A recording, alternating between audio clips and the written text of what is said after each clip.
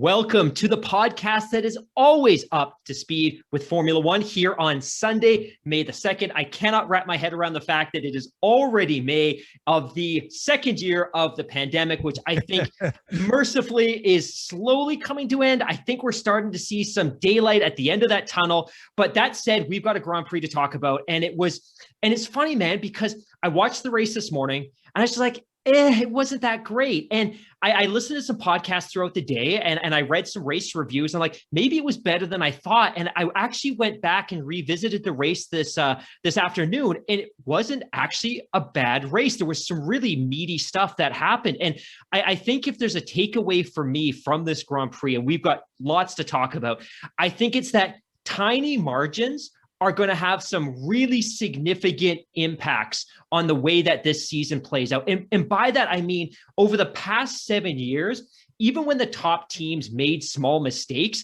it didn't necessarily have a big impact on the outcome of the championships, because ultimately Mercedes were so far and away better than everybody else in the field. But I think what we're seeing this year is because there's so much parity, particularly amongst those top two teams, that small mistakes can have a big impact on the outcome of the championship. And we'll get into this, but very specifically, Max didn't have a bad weekend, but he had three very specific errors that certainly played into the outcome of this weekend. You know, obviously he had a lap time deleted in qualifying, which cost him being position number one, having pole for the race weekend. And if he'd had pole, maybe he would have won. He ultimately made a mistake in an effort to get past Bottas, which allowed Hamilton to get past him, which possibly cost him the race win. And then finally, on the last lap of the race, when he was going for fastest lap to pick up that one championship point that could have a big outcome on the end of the season, again, he made a mistake and the lap time was deleted. But I think overall, it was an entertaining Grand Prix weekend. And Nico Rosberg had made a comment today, and I don't specifically remember where it was, but it was basically to the tune that I quote unquote, I think Max Verstappen is just beginning to understand how good Lewis really is. And I think the weekend absolutely reflected that. What were your thoughts? I agree with absolutely everything that you said, and I think we can wrap this one up in under 3 minutes. All for tuning in. But joking aside, yeah, you know, it was a fascinating weekend, and I totally agree. I mean, if there was such a big gap in the terms of where Mercedes is compared to everyone else, why would they be squabbling over that stupid single point for fastest lap at the end of the race that went from Perez to Bottas to Max, and then ultimately, like you say, he had his time deleted for exceeding track limits at turn 14, and then it reverts back to Valtteri Bottas. So, you know, I think what you said was really accurate in the fact that this season is really going to come down to the details, right? There's like just a razor thin line in the differences between where these teams are at, Red Bull and Mercedes, because if you look at the Drivers' Championship right now, so it's 2-1 in terms of race victories for Lewis compared to Max. Lewis on top with 69 points, Max second with 61. Then you look at the Constructors' Championship. Okay, there's a bit more of a gap there. Mercedes on top with 101, Red Bull with 83. So a little bit more of a gap there, but we still have hopefully 20 races to go.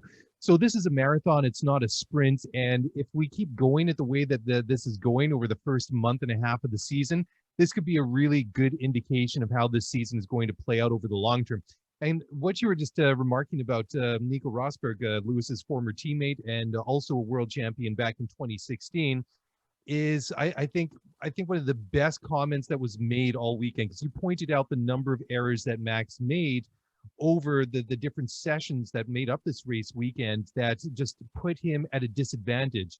And maybe under any other circumstances, maybe it wouldn't have been so bad. But then again, he hasn't been in this position to fight with Lewis Hamilton and Mercedes. But and Nico, and this was I think he said this to Sky Sports after the race.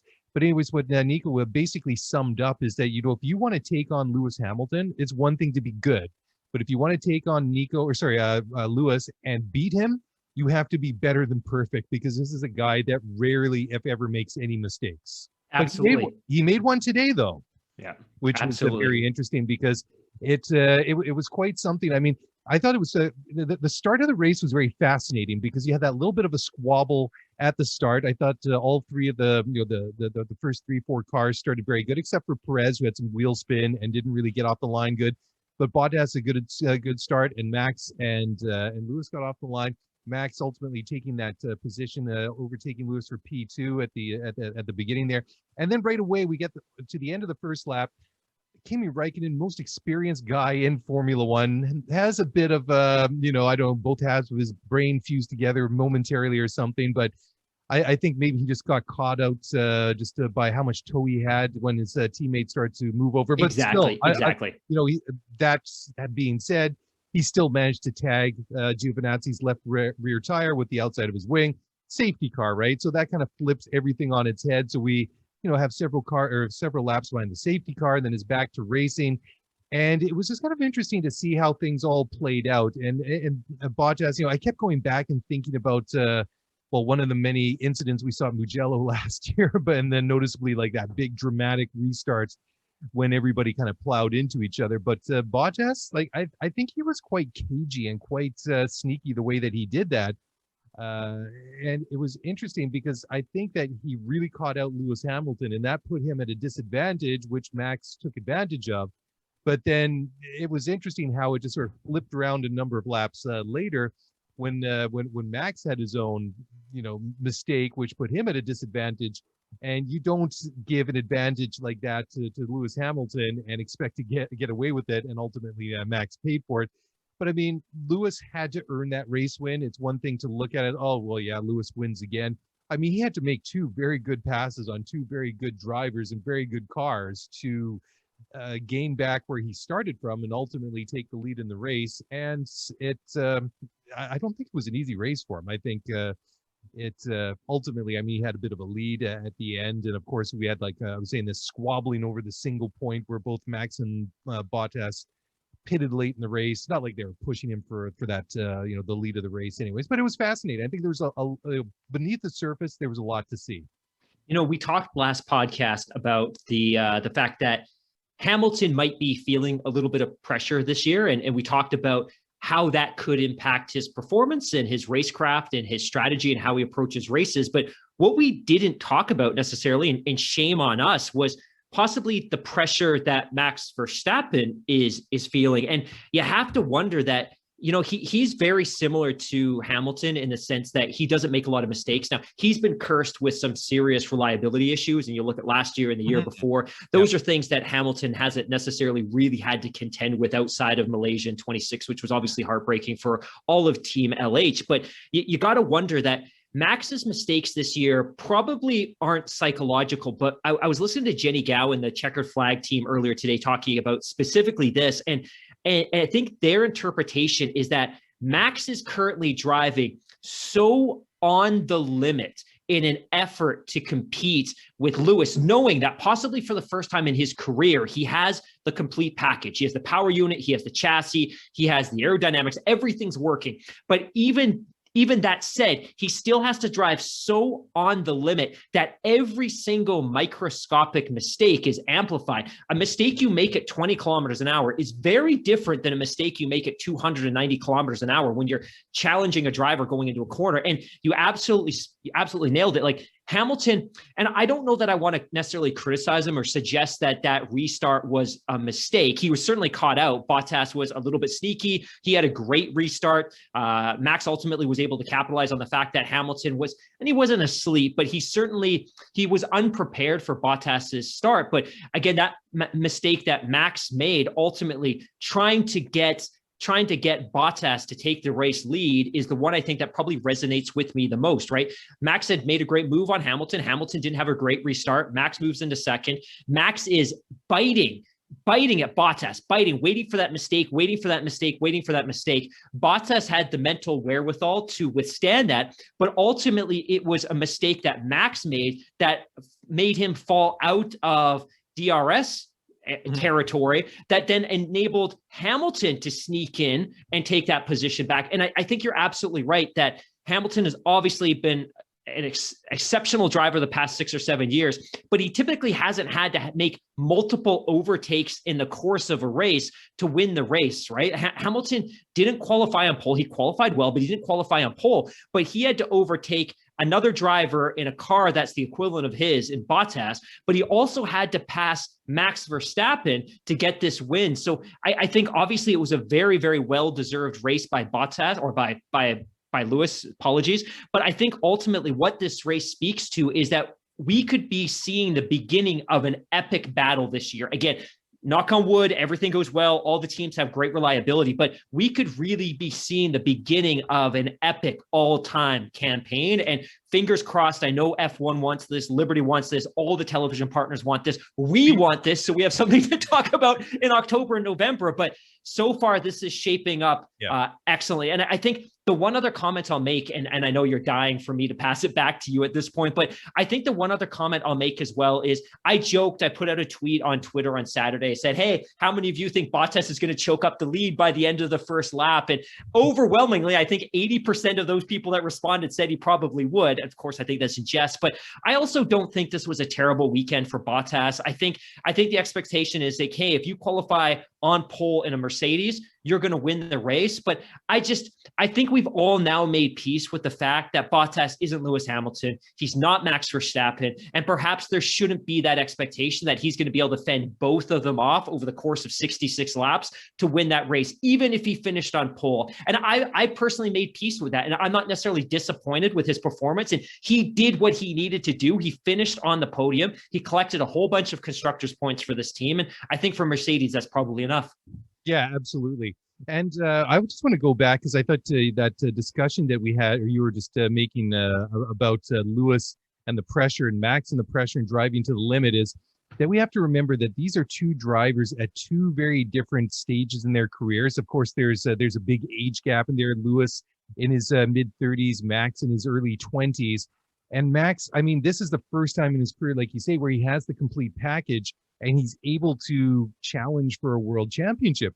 So he's learning this as he goes along, whereas Lewis, yeah, sure, he hasn't had a lot of competition. He hasn't had a lot of pressure a lot of the time over the past several years, but he has the benefit of all these years in Formula One, all these years in motorsport, all this racing that he's done throughout his life to kind of fall back on. And yeah, maybe it's not like ultra fresh in his memory because, you know, he hasn't really been pushed, especially over the past couple of years. But certainly, I mean, he's been through it before throughout the course of his life. So, I mean, he does have that benefit.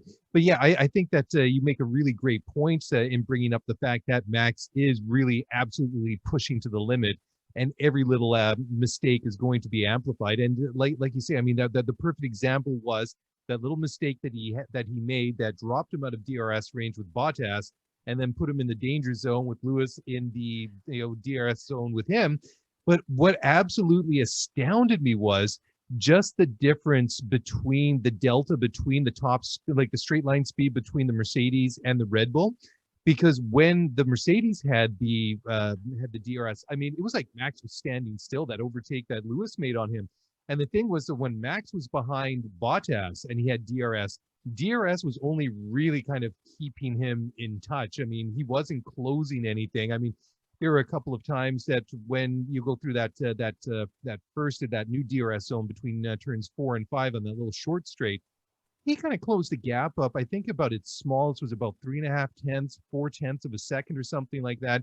And even around the back going into the main DRS zone on the start finish straight, he was at maybe 0.6, 0.7 of a second. And then when that DRS flap opened, he just was not able to close any distance between himself and Valtteri Bottas. I know that they said that I think that DRS zone was something like 120 meters shorter, which doesn't really seem like a lot at 290 kilometers an hour, but still, it would have made a little bit of a difference. But looking at that difference in straight line speed, I don't think that 120 meters extra would have made a big difference for Max, because it wasn't just like he was that close and just needed that extra little bit of asphalt just to make that, be in the position to make an overtake.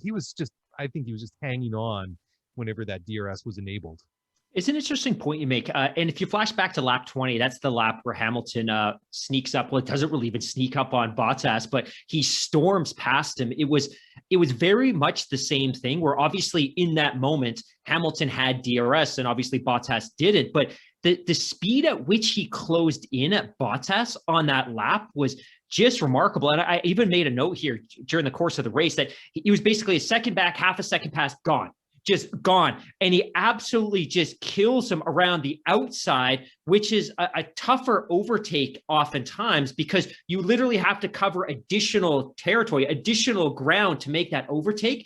But it wasn't just necessarily that the Mercedes had great pace today, is Hamilton in particular had monster pace, absolutely monster pace. And to your point as well, I know that Max was mentally, psychologically in a position of kind of recovering from that mistake he made when he was trying to get into DRS range to overtake Bottas. He makes a mistake, but Hamilton's on him so fast and past him so fast. It's remarkable. And I don't think we should discredit the work that Honda and Red Bull have done to put together that ultra efficient, compact, high horsepower power unit. That's a lot of words, but I think we've probably not given enough credit to Mercedes for the fact that they're going to be able to extract comparable amounts of power from their package, despite the fact that they're obviously having some high rake drag issues themselves. But I thought it was very, very, very telling. But overall, I'm excited by what I saw simply because it continues to feed this narrative that we're going to have a very close Constructors' Championship and hopefully a very, very, very close Drivers' Championship as well over the course of the 21 campaign.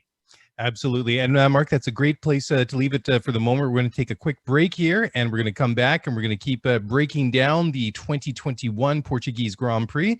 So don't go away. We'll be right back.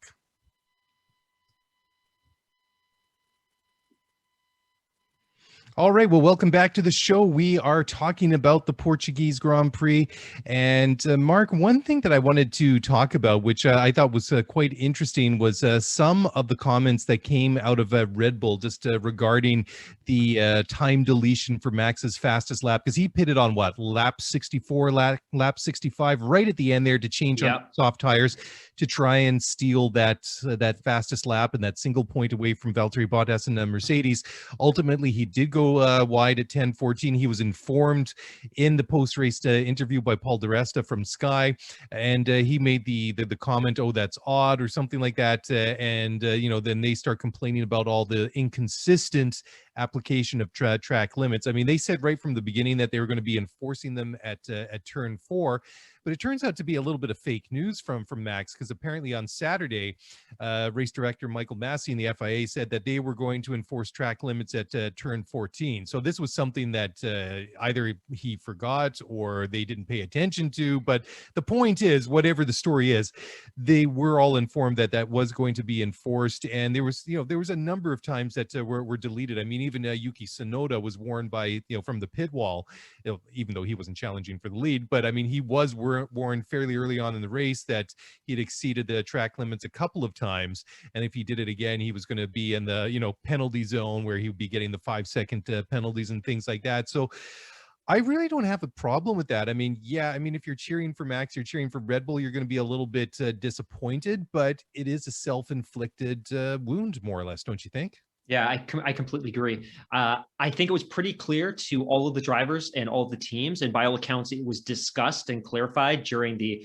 virtual drivers briefing this weekend that those were going to be enforced on those specific corners. And I think ultimately, obviously, Verstappen was penalized because of exceeding track limits in qualifying. And I would have assumed that he was going to be much, much, much more sensitive to that going into this race. And ultimately that point was kind of stolen away from him. And I think if I flash back, lap 66, and correct me if I'm wrong, but lap 66, it was ultimately Bottas that put in the fastest lap. And then almost immediately Max put in the fastest lap, but there was no second guessing on the broadcast. Like, if I recall, like even during the broadcast, the Sky team knew immediately he'd exceeded track limits and they immediately rescinded the point. So especially him finding out the way he did seemed a little bit odd to me, because the broadcasters and everybody at home knew immediately that time was being deleted for exceeding track limits. But again, I don't think that they're playing ignorant here, but I just think they had to have known. They had to have known. Yeah, well, I mean, Helmut Marko, he said it was annoying, just the application of the exceeding track limits. But we've been through this drama before. I mean, at first, after the first race, yeah, there was some legitimate complaints to be had with the inconsistencies of the application of track limits. But in the remaining, or the subsequent two races, I think that they've been pretty. I think they've been pretty much on the ball. I mean, we've seen it all weekend long. And the point is that the track is from the one white line on the left side of the track to the other white line on the other side of the track. And if they decree that track limits are going to be enforced at whatever corner or corners on a race weekend, I think that it's become better over just the short amount of time that we've seen pass over the first couple of races of the season. And it's not just the application of the adjudication, the officiating during the race. It's also how they transparently communicate how they're going to be officiating track limits before the race itself. And I think maybe some of the misses in the past is, one, they were only enforcing it intermittently in race, which I think we saw in Bahrain, which I think was a real problem, right? Which was ultimately the Mercedes cars were blatantly disregarding track limits for the first half of the race. And they could, because nobody was enforcing it. And then ultimately they began enforcing at the end, which was, I think, unfortunate and led to days or if not weeks of conversation about how poor the enforcement of track limits were. But I think they're doing, and this is by all accounts and based on everything I've heard, they're doing a much better job of being very clear with the teams and the drivers about how and when and where they're going to be enforcing track limits. So it shouldn't necessarily be a surprise. It shouldn't have been a surprise to Max during qualifying, and it shouldn't have been a surprise for him on lap 66. Yeah, it's funny. I mean, if you look at the entire quote from Dr. Helmut Marko, he says, quote, "Now we've lost the victory, fastest lap, and pole position. All things good come in threes. I hope that's the end of it. Something has to change. Either you make a boundary with curbs or you make it gravel or something. If you go out, there's an automatic penalty. Lando Norris overtook Sergio Perez, went over with all four wheels, and there were no consequences. So it's not consistent, and that's not racing when you juggle the rules like that," end quotes. Yeah, I mean, I can maybe understand to a certain degree that the move that Lando made. I mean, I know that Perez got the position back, and there was a bit of discussion on the commentary that maybe McLaren made him give the position back. Yeah, he slowed down because, I mean, all of a sudden Perez really found an extra margin of speed, because, I mean, you have to remember that this McLaren isn't a pushover, right? I mean, it's got a Mercedes engine in it. It's a decent car in its own right.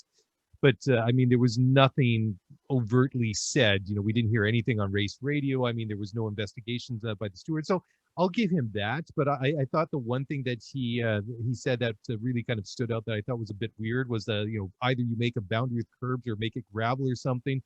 Because then, if they did something like that, then the next thing is one of his cars goes over and gets, breaks a piece of suspension on the, these big curbs, or puts the wheel into the gravel. He's out of the race. And then they'll be talking about these stupid curbs, the stupid gravel traps, whatever it might be. So I can understand he's a little bit frustrated, but still, I don't completely agree with everything that he's saying there. I mean, it seemed, like you said, that it was pretty clear cut. And I mean, at the end of the day, it's only for 1 point. It was the stupid fastest lap of the race point, which they kind of introduced, what was it, about 3-4 years ago or whatever it was.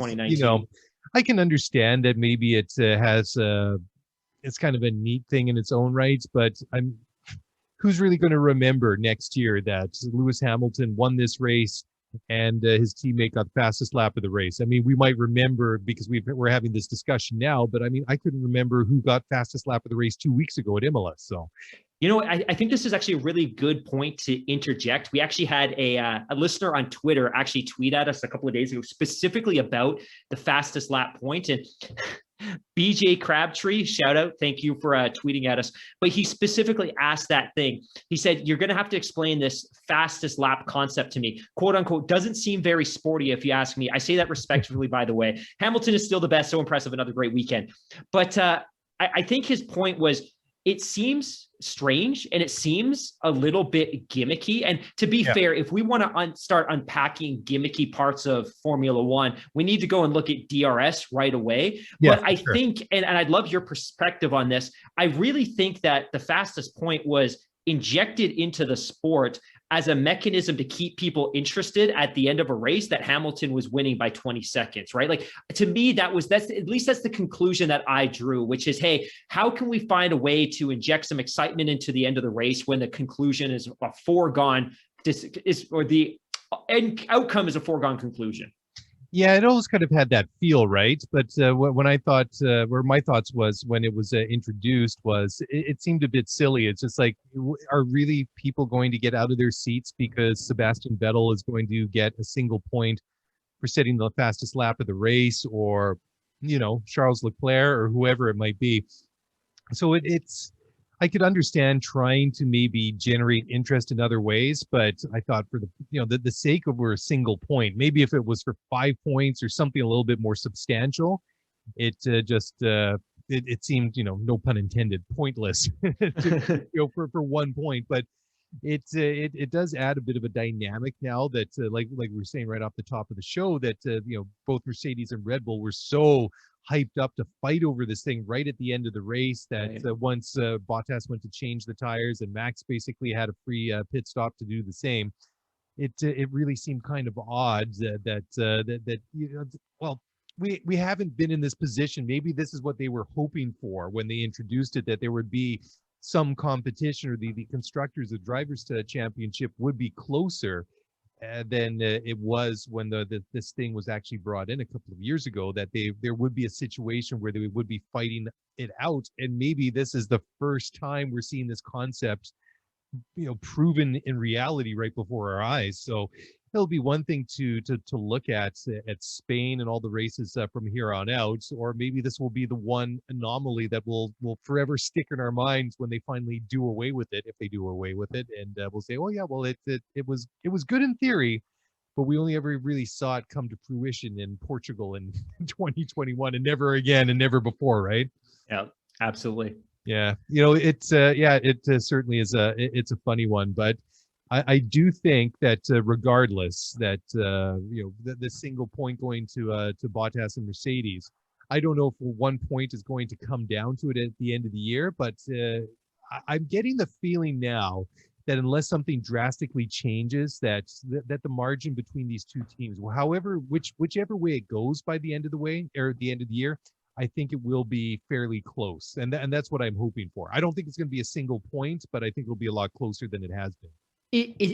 I'm thinking about this now. You're right. Like, if you think about it within the confines, or if you compartmentalize the idea into a single race, you're right. It's a single point.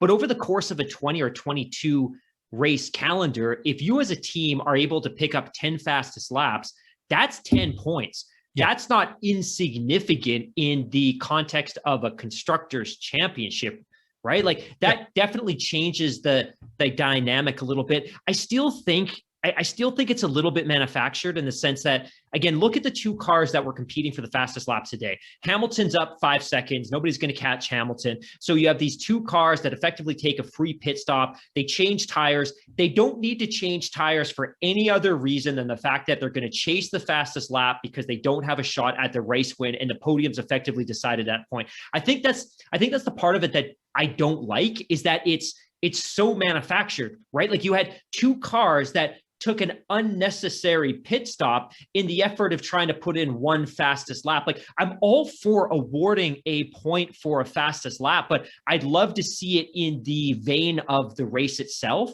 When the cars are actually on the track competing against each other. Those seem, what we saw today when they were able to pit on lap 64, whatever it was, I know you mentioned it earlier, but what we saw today when they pit on lap 64, they get fresh tires. It's basically they're putting the car in party mode and just going out for their Q3 run. It seems very manufactured, and it seems very circumstantial, in the sense that, hey, we just happen to have the opportunity today because we weren't going to win the race and Hamilton was 5 seconds up. And then the other thing it does too is it distorts, in a sense, the outcome of the race. Like, if all you looked at was the race classification today, you see Hamilton win by 30 seconds, but that itself is artificial because you had two cars pit to change tires. Yeah. It's very, very strange. And then I think ultimately, if you look back, and Formula One it's like baseball in the sense that they relish history. They talk about the past. They talk about previous champions. They talk about corners on racetracks, statistics, points. It's very, very, very important in the historical context of the sport. And the sport's history is very important in informing how decisions are made today and the way the racetracks are built and the way people attack corners, et cetera, et cetera, et cetera. But it does influence the way ultimately people will reflect back on the history of the sport, right? Like if you look at like, hey, what was the average time that Hamilton won a race over the course of his career? Well, that number is now artificial because you have cars intentionally taking 30 seconds out of I'm going to stop ranting because the more I unpack this into my head, the more I dislike it. But I thought that was a great tweet and it really had me thinking, and we won't get into it now, but just as much we could talk about DRS being artificial in the sense that you're artificially injecting an opportunity for a car to pass when maybe that wouldn't have been there before. But that's for another day. That's off-season discussion. We're hurting for content to news and things to put out. Anyways, let's take another break here, Mark. We'll come back. There's still a number of interesting stories to talk about in this race. And first of all, I want to talk about how Max hopes this is the last time we will see Formula One at Portimão. Anyways, we'll talk about that in just a moment, so don't go away. We'll be right back.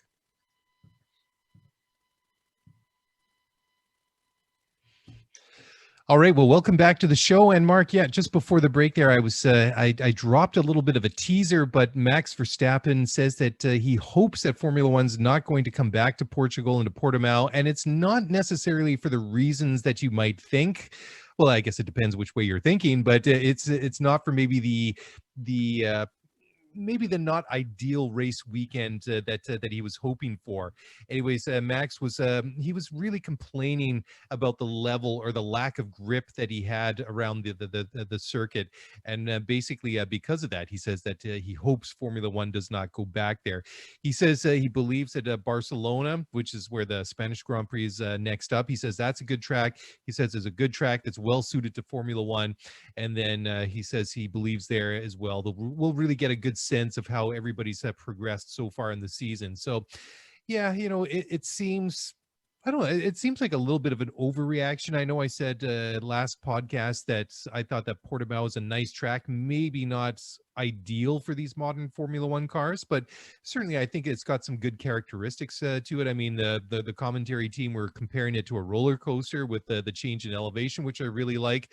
I really like that sweeping right-hander when they come out of turn 14 or turn 15 onto the pit straight there. That is certainly, I think, pretty cool. That's a good one to watch. So, I mean, it does have some plus sides, and of course, I guess if you're a driver, then of course, some of the nuances and some of the things that make your life and your job a little bit more difficult, like grip levels, certainly are going to be something that either you like or you don't like. And obviously he was not very happy with that, but certainly we did see other things too, like wind come into cause some guys issues throughout the weekend. But I don't know, what do you think? Would you like to see Formula One go back to Portimão?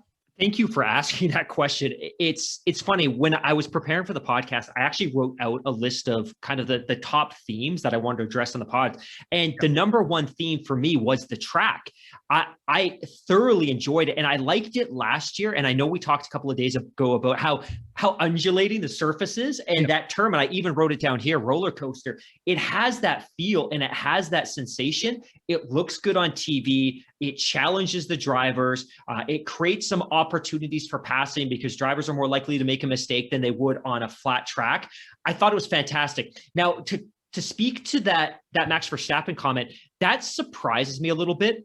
Obviously, he had some comments throughout the weekend about the surface. So last year, when they were at this track, drivers complained that the track was too bumpy. The surface wasn't great. If the track's bumpy, one, it's incredibly uncomfortable for the drivers because these cars, for all intents and purposes, have no suspension and they have no cushioning in their seats. So if the track is bumpy, they feel it. The other challenge with a bumpy track is the cars lose a significant amount of grip and downforce if the track is poor. So they resurfaced it, which is good. But the problem is they resurfaced it recently, which made it ultra slippery. And I thought that was Max's biggest complaint. And you saw a little bit of it, I think somewhere around lap 36 or 37, when Bottas had pitted, he managed to come out in front of Max. Max was on tires that were a lap newer or a lap older, but he had some heat in those tires. And if you remember, Bottas steps out, or as the back end steps out, partly because of cold tires, partly because the track was a little bit slippery. But I'd actually heard some comments, and it was an interview from Max earlier today speaking to the fact that, hey, I actually really liked the track. The surface wasn't great. It was really great. So when I saw the story that you were referring to, I thought the same thing. It's like, feels like it's a bit of an overreaction that ultimately, it's a great track. It plays well. It looks great on TV. I think we'd spoken to the fact that it wasn't necessarily engineered with Formula One cars in mind. But that said, we saw some overtaking today. And ultimately, tracks that aren't necessarily engineered for Formula One cars don't necessarily facilitate overtaking. But we saw that today. So I thought it was great. Now, in terms of Max's comment about Spain, he obviously has warm feelings for that track because that's where he won his first Grand Prix back in 2016 after the silver Mercedes cars took each other out right at the beginning of the track. But I was surprised by that comment, and I thought it was a bit of an overreaction. And I don't think it's necessarily a good look when one of your top drivers is saying, hey, I hope we don't come back to this track. That's really dramatic and unnecessary, and it doesn't do a lot to foster the goodwill of the spectators in that country who didn't actually even get the opportunity to attend a race.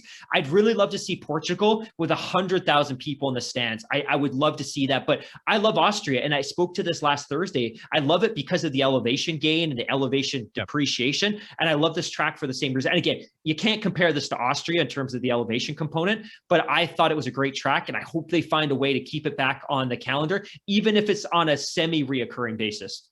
You know, it's kind of funny because you make that comparison to the Red Bull Ring at Spielberg, right?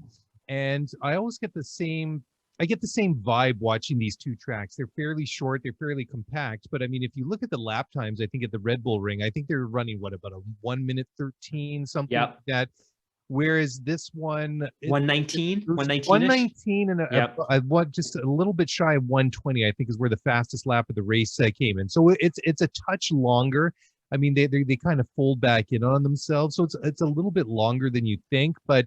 Yeah, I think the one real thing that kind of stands out is exactly like you say, this track was designed not with Formula One cars in mind. But that being said, these are supposed to be the best racing cars in the world. They're supposed to be up for the challenge. So, I mean, it's not like they're racing on some ridiculously impractical street circuit or go-kart track. I know exactly. That's a terrible comparison, but it's for me, it works. And like I say, I'm on the fence whether or not it's the ideal Formula One track. But like you say, when you make that comparison with the next venue in Barcelona, and I've been to the Spanish Grand Prix. I mean, it's a great facility. It's a great place to go and watch a race. But the thing is that these guys, they've been to that track a million times. They've done their winter testing there for years and years and years. And they could basically drive the circuit with their eyes closed. And just the layout of the track itself does not really lend to too many passing opportunities. And that's where I think that Portimão has the advantage. I think that last year we saw something like 58 or 60 overtaking, like over the course of the entire race, which is just shy of one a lap. I don't know where it came out to this afternoon, but that's not bad. I mean, that's actually pretty good. I mean, there's been quite a lot of action on the track. And the one thing is, we saw the leaders changing position. We saw quite a number of overtaking throughout the field throughout the afternoon. And I think that's what people want to see, right? I mean, we want to see overtaking. We want to see drivers competing. We want to see drivers fighting for position. And that's why, I mean, like I say, I mean, I've got fond memories of going to Spain in person, but classic races at Barcelona, they've kind of been a little bit far and few between, and sometimes maybe for the wrong reasons. I mean, 2016 stands out as one of the exceptions because you have that memorable crash at turn 3 on the opening lap between Lewis and Nico Rosberg. They're out, and then the stage is set for this young new hotshot Max Verstappen to step in and take his first win in Formula One, right? I mean, so that's one of those ones that sort of stands out, but the racing there can be somewhat plain and, well, I mean, dare I say vanilla, you know, that plain and, well, I like vanilla ice cream, so I shouldn't say it's boring, but it tends to be not the most exciting track on the circuits, on the calendar, I should say. I really don't have anything else to add to that. And my sense is, to me, there's some vanilla tracks in the series. China's one. And obviously we didn't get an opportunity to see China last year. We didn't get to see China this year. I think what sets Barcelona apart, or the Spanish Grand Prix apart, is especially when Alonso's in the series, there's a certain atmosphere there that is very MotoGP like. And I know I was messaging you about this the other day, but the MotoGP circuit typically has 18, 19, 20 races. They have 4 different races at 4 different tracks in Spain.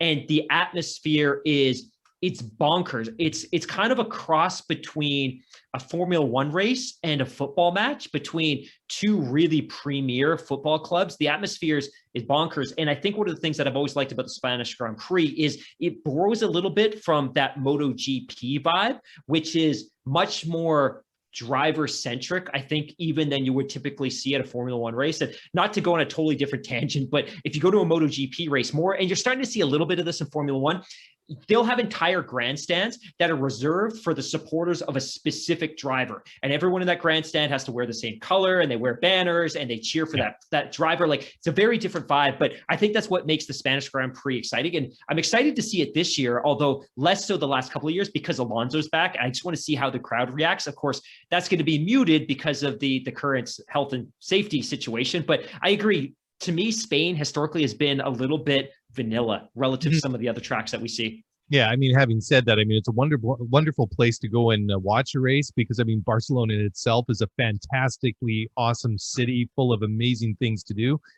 And yeah, well, that's all I have to say about that, because then I'm going to start burning out material to talk about in our preview show for the Spanish Grand Prix. But moving along, one of the things I think was interesting at the end of the race, or just one of the storylines from the race was, I would have given a slight edge to Red Bull on the medium compound tires, but when they switched to the hard compound tires, I think that the advantage was much clearer that the Mercedes was better on the hard compound tires. Excuse me. But the one thing I thought was very interesting is in that last kind of closing stage of the race that Max, he was ahead of Bottas, but it was looking as though that he might get close enough at some point to actually be within striking distance, and who knows, maybe might have been able to make an overtaking maneuver on him. It didn't turn out that way, but it turned out that there was a sensor issue that caused power loss, and then he dropped back to about 4.5, 5 seconds, and it kind of stayed there because before they had those sort of manufactured 30-second gap to Lewis there because of the pit stops. We kind of had like 5 seconds kind of spread out between Lewis to Max, and then 5 seconds from Max to Valtteri. So it was kind of funny because it's one of those things you typically don't expect to see with a Mercedes. I mean, at the end of the day, I guess you could say that the damage was somewhat minimized because they still had 1 in 3. They got the fastest lap points. So yeah, I think they obviously would have won a 1-2 finish, but it wasn't an absolute disaster finish for them. No, I completely agree. And I think the team's ultimately happy with the outcome. The fact that Bottas was on the podium was a good news story. It is fairly interesting. And somebody had texted me about this earlier today. It's like Lando's 3rd in the driver's titles or driver's standings. I'm like, well, to be fair, Bottas had a DNF. So I think they were probably more than happy that he was able to cash in on some points and didn't ultimately get himself tangled up with another driver that ultimately lost them all the points. But yeah, I agree. I always find it remarkable that teams are able to diagnose these issues on the fly and resolve them so quickly. Like, to me, like, it's terrible that it happened, but the fact that they've got the telemetry and they've got all of the insightful data that enables them to identify the issue and rectify it is pretty incredible. But I think you're right. Like, ultimately, I don't think it necessarily swayed the outcome of the race. And I think they would have left a 1-2, but I think they're ultimately satisfied with a 1-3. Yeah, absolutely. Hey, I want to take one final break here, and then when I want to come back, I want to talk about a couple of other stories. I think we've talked about the big 2 teams long enough. I want to come back, just want to touch on a couple of other things, and we'll do so in just a moment. So please don't go away. We'll be right back.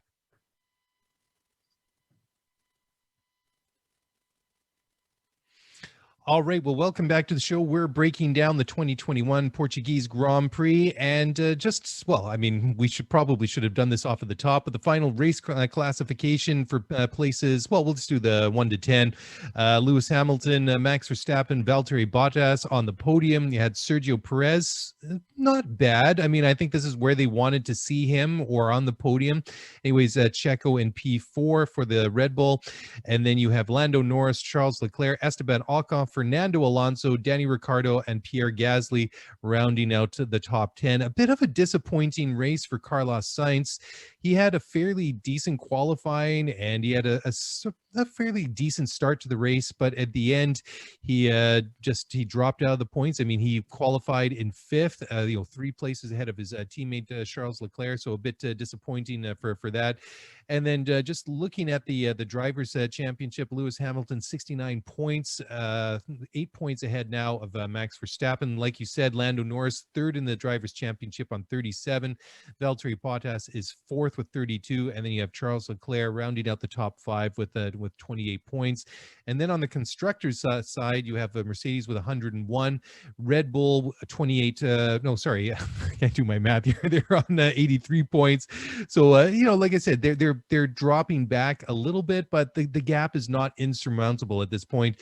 Then you have McLaren with 53, Ferrari with 42, and then Alpine with 13 points to round out the top 5. So we have 3 teams that have not scored a single world championship so far, or world championship point so far, I should say.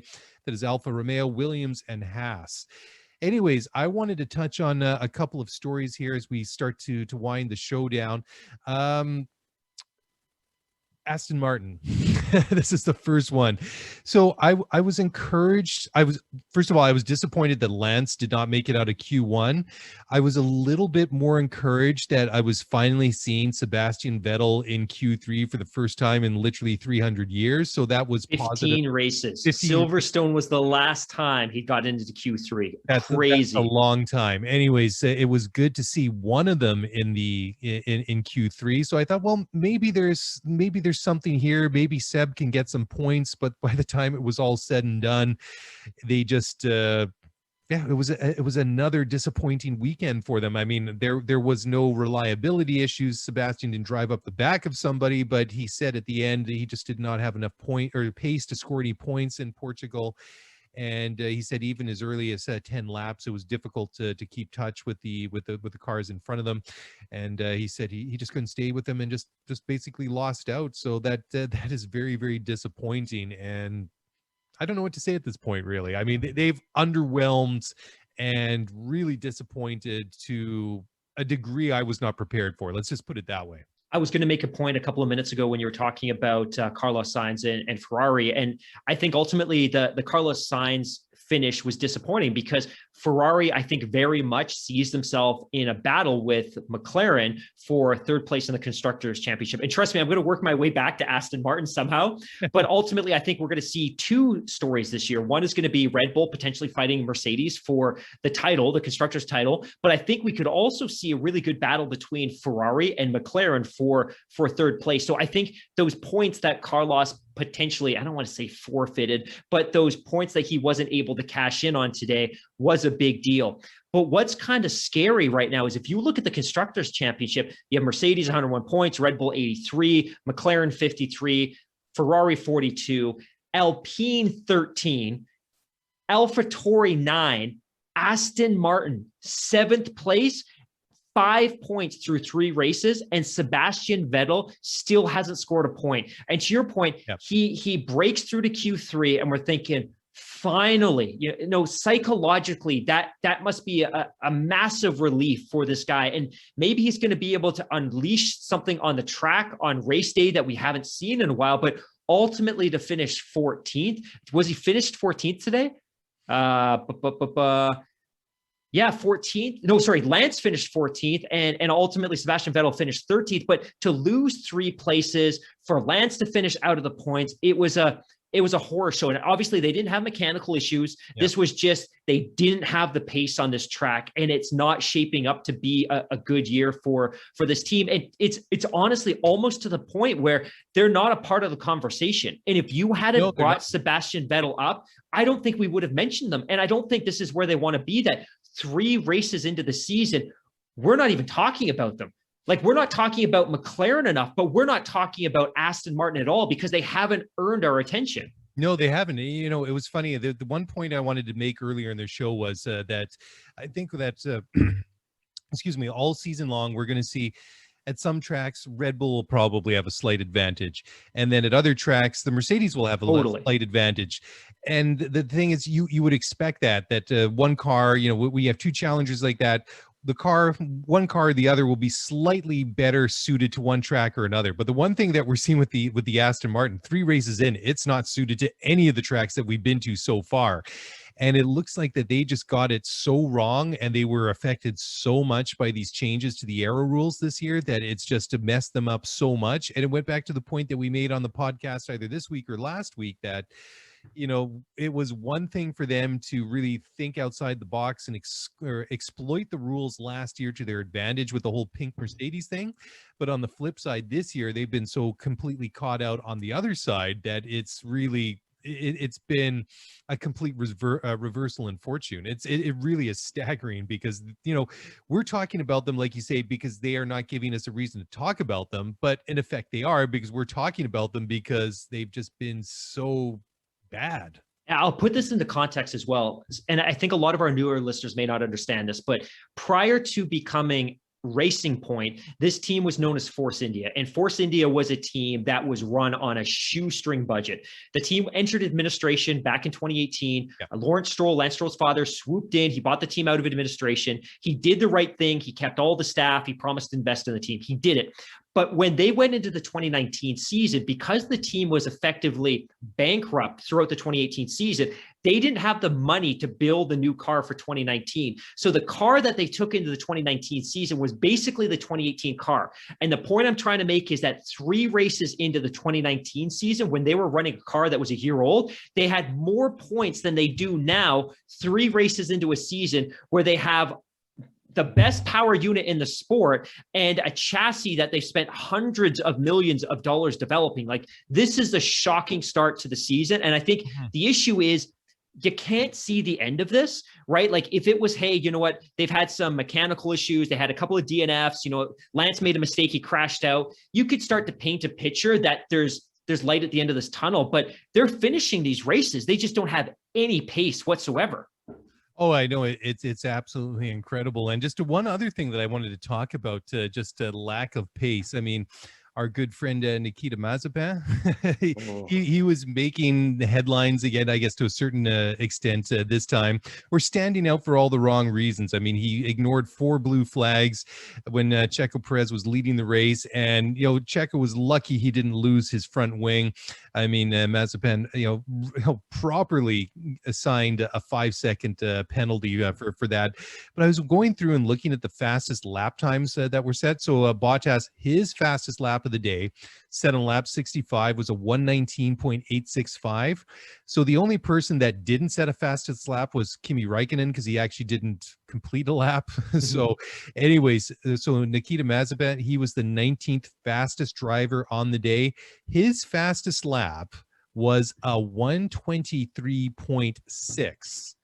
So, I mean, that is an absolute, well, I mean, to say it's a country mile in terms of difference is just staggering. But I mean, you look at Mick Schumacher, his fastest lap was a 122.755.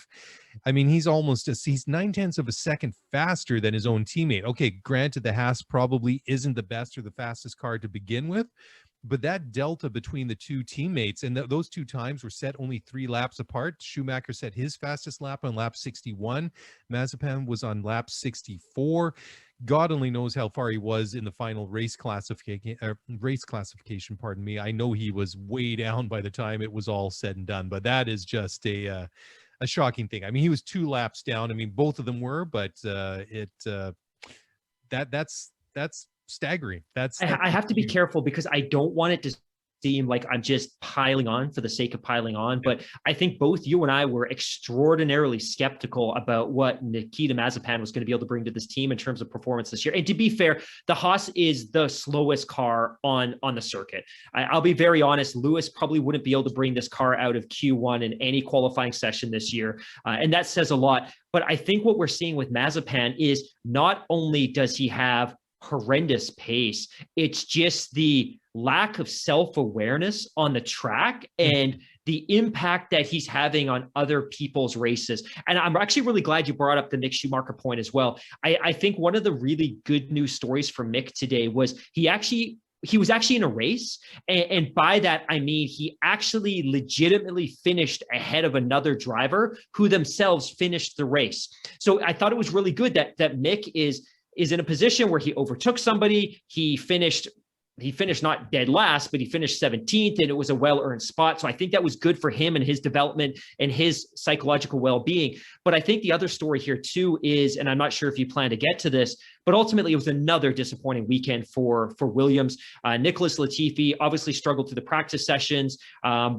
Russell had an okay qualifying, and I think that there was a thought that maybe this is the race that they're going to break into the points, but the race ultimately spoke otherwise. But kind of talking to Nicholas Latifi, he had a really bad exchange with Mazepin also in qualifying, and I don't know if you picked up on this, but there was a point where he was cursing on the radio, and Latifi's not the type of person that curses, but Mazepin brought it out of him. But ultimately, again, tough weekend for Williams. They finished behind a Haas. George Russell was in a position to score points this weekend. He finished 16th. Just another disappointing weekend overall for the Williams team. Yeah, it's kind of funny because I know that they were really kind of buoyant that maybe they might score some points this weekend, but I just kind of had a bit of a bad feeling after I watched qualifying on Saturday that George, Mr. Saturday, who's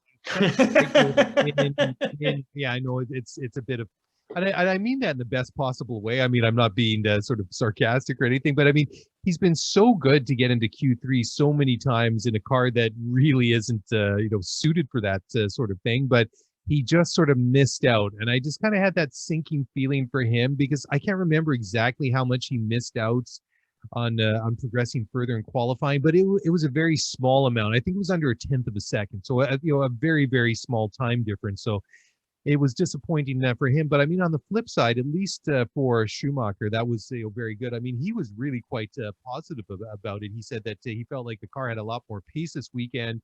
He felt that there was a lot of momentum that they got out of that, and he really feels that if things keep going, that this car is going to be much, much better by the end of the year. I mean, ultimately, we're going to get completely brand new, radically different cars for 2022. I mean, that's a completely different conversation, but he seems pretty positive about that, and I think that for himself, also being pretty young driver first season in Formula One, that he's going to take that away from him, and this will be, I think, a race that will really make a good impression on him so early in his career. Even though, like you say, I mean, he's well down in the running order, but Rome wasn't built in a day. The journey of 1,000 miles begins with a single step. I mean, take whatever comparison you want to make, but I think it was a positive result for him nonetheless. Yeah, I completely agree. And it's ultimately good for the sport. I think they want whatever opportunity presents itself to put him in a marketable position. And I'm happy for him. I think ultimately, obviously, I'm a little bit biased because I want to see the Canadian drivers do well. And